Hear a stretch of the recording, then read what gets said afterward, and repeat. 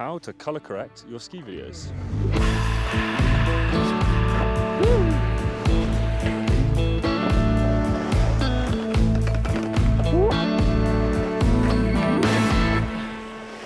That was a bit of fun. Step 1. Understand how to properly expose your camera's log profile. Step 2. Make sure to set your white balance. And if possible, if the weather and light allows it, shoot all of your clips using the same white balance settings. On a day like today, when we've got loads of sunlight, I just use the built-in daylight setting on the Sony FX3, and that works just fine for me. You can also use grey cards to manually set your white balance and ensure that your whites are in fact white. Step 3. Make sure you expose your log profile correctly. If, like me, you shoot on Sony and you're using S-Log3, I like to expose it bang on in the middle of the waveform, the same way I would for a still photograph.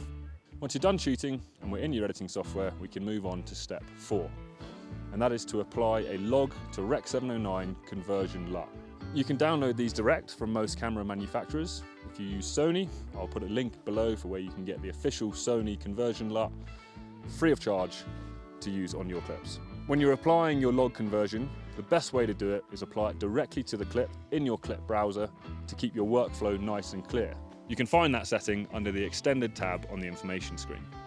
So the first adjustment we're going to make is exposure.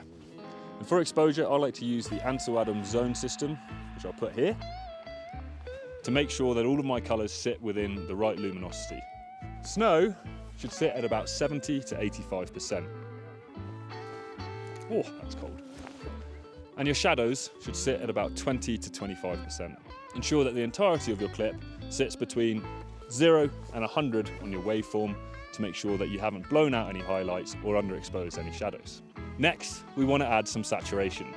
Now this depends on the log profile and the camera that you're using, but for S-Log3, I find that 15 to 20% works about right. Be careful you don't overdo this. An oversaturated image can look ugly. Next, we want to fix the white balance. Now, if you've shot carefully, you shouldn't need to do too much here. But we want to make sure that the top of our waveform on our RGB parade across red, green and blue sit level. Our whites should be white, unless they're not. Snow, for example, can often actually be blue, orange or yellow, depending on the light and the time of day that you were filming. So bear that in mind. Now that we've sorted the white balance, we want to look at the blacks. Blacks should be black, unless they're not. We want to remove any colour cast from the shadows, and you can do this again using your RGB parade to check the levels at the bottom end of the scale. You can also use Illuma versus saturation curves to fade out the high and low ends of saturation and ensure that your whites remain white and your blacks remain black. Similarly to white balance, blacks will often appear blue, particularly in the mountains where you've got a lot of light reflecting from the sky against the snow, and that gives this kind of blue tint to the shadows. Next, we want to make sure that our skin tones are accurate. Skin tones should sit somewhere between red and yellow on your vector scope. Most software will have an indicator line that you can use to help line up those saturation values and ensure the colours are accurate. If you want to be super accurate, use a mask. Isolate the skin tones and check those against your vector scope. And that's it, we're almost done. There's a few common mistakes that you really want to look out for. The ones I see most often is too much blue in the shadows as a result of that colour cast against the snow. Too much yellow in the highlights, and often not enough contrast to make it look realistic, giving us a flat and washed out look. There you have it.